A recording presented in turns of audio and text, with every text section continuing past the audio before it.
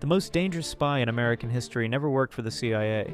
He ran the FBI's counterintelligence division. Robert Hanssen spent 22 years hunting Russian spies. The whole time he was one. He never met his handlers in person, never used a phone. Instead, he taped packages under a wooden footbridge in Foxstone Park, a quiet suburban Virginia neighborhood. The Russians left cash. He left America's deepest secrets, nuclear war plans, the identities of Soviet double agents, underground bunkers built to survive an attack. 3 of those agents were executed. Hanssen collected $1.4 million in cash and diamonds.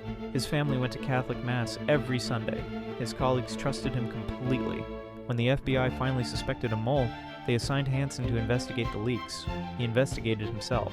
What finally broke him was his closest friend at the FBI, who agreed to wear a wire in exchange for his pension.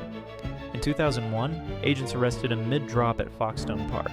He died in federal prison in 2023, still never explaining why he did it,